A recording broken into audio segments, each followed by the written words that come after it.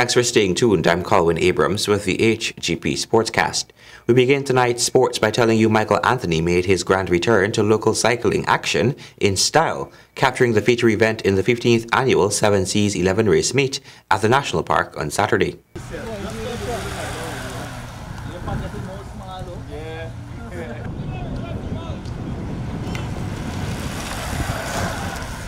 Racing in the feature schoolboys and invitational 35-lap event, Anthony, along with Jamal John, Paul Dino Briga, Christopher Griffith and Alonzo Ambrose, led for most of the race. An early mishap had caused some of the cyclists to drop out of the race.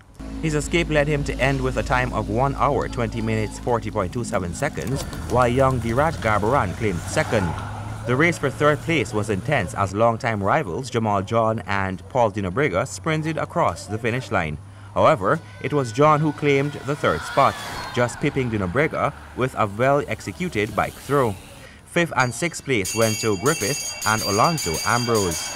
Of the 8 sprint prizes up for grabs, John claimed 4, Griffith 2, while Anthony and Garbaran took 2 apiece. The boys 12 to 14 saw Richard Van Veen winning the race, while Ralph Williams claimed top honors in the veteran under 50 event with Lear Nunes and Oliver Young second and third respectively. Eon Jackson was winner of the over 50 race, with Lyndon Blackman and Kennel Lovell taking second and third places. Adil Hodge beat out Richard Van Veen for the juvenile 10-lap race, while Shamal Young settled for third. The meet was sponsored by the Massey Group of Companies through their 7 Seas brand. Product specialist Nirvana Thakur said they were pleased with the event from its inception and will continue to be a part in the future. We have been collaborating with Mr. Hassan for over 15 years. This year is going to be 15, like you mentioned before. And it actually brings Massey a lot of excitement and privilege to know that there are young ones participate. I always admire young ones.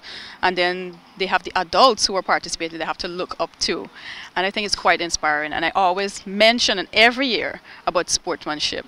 And I think that's excellent. Hassan Mohammed, organizer of the event, thanked the sponsors for their continued support. Well, I am always happy to have my sponsor come forward. And this is a youth program. As you can see, it's pure youth is seen around. Old youth, big youth, small youth. But as everything else, I'm very happy that the sponsor wasn't hesitant to come forward for all these years for this program. I do hope they will continue, which I know. But I am saying once I'm wrong, I will get sponsorship. Coming to you from the National Park in Georgetown, Colwyn Abrams, HGP Sports.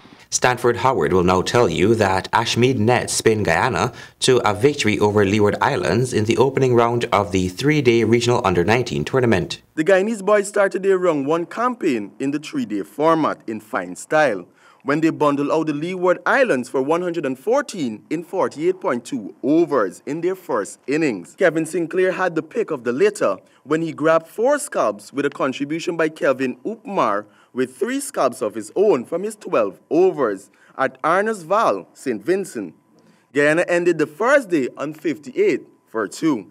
When the Guyanese took to the field on the second day, Kevin Sinclair's 51, Sachin Singh's 49, and skipper Bhaskar Yadram's 35 piled them to a score of 229 all out in 55.4 overs. The lead was 115 runs. The Leeward Islands ended the second day on 22 without loss, but left-arm spinner Ashmead had other plans when he ripped apart the Leeward Islands' second innings on the final day, grabbing 6 for 30 from 20 overs to bundle out the Leeward Islands for 114 in 60 overs. Joshua Grant was the only batsman apart from Louise who looked settled and remained unbeaten on 26. Sinclair finished with 2 for 31, while Kevin Upmar finished with 2 for 20. Guyana won by 10 wickets. For the HGP Sport, I am Stanford Howard. More cricket news. The Ghana Amazon Warriors are set for 2 practice matches before they commence the 2018 edition of the Hero CPL. The Windies failed to register any win in Florida over the weekend in the 2 T20s played at Lauderhill.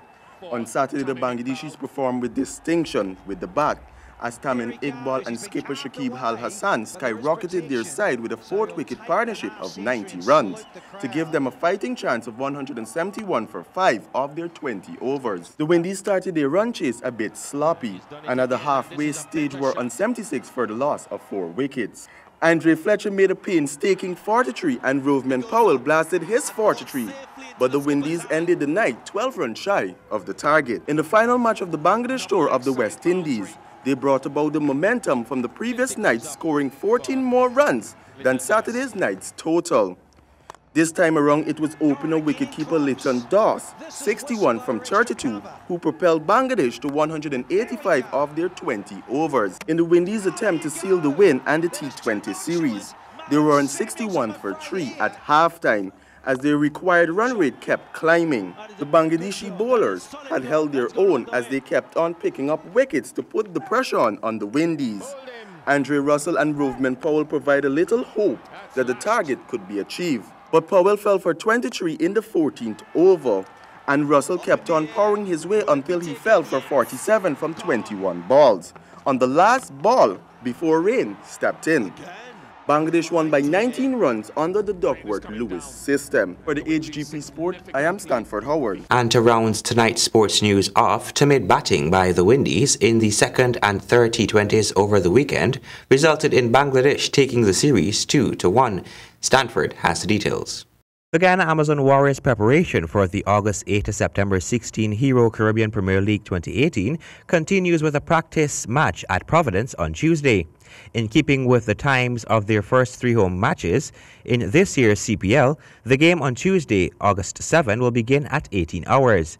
The Guyana Amazon Warriors' full squad will mix with Guyana's leading first-class players to give every player an opportunity on the field. Captain Shoaib Malik and wicketkeeper batsman Luke Ronke joined the squad on Saturday and had full net sessions on Sunday at Providence, where the Warriors are under a watchful eye of head coach Jonathan Botha and assistant coach Rayon Griffith. The full squad reads Shoaib Malik, Sohail Tanvir, Chadwick Walton, Chris Green, Riyad Emrit, Imran Tahir, Jason Mohammed, Luke Ronke, Versami Permal, Rashan Primus, Shemran Hetmeyer, Devendra Bishu, Sharfain Rutherford, Romario Shepherd, Kimo Paul, Shuraba Natravalkar, and Akshay Prasad. The Guyana Amazon Warriors' first 3 games are as follow. On August 9, they will battle St. Kitts and Nevis Patriots, August 11, St. Lucia Stars, and August 12, Barbados Tridents at 18 hours.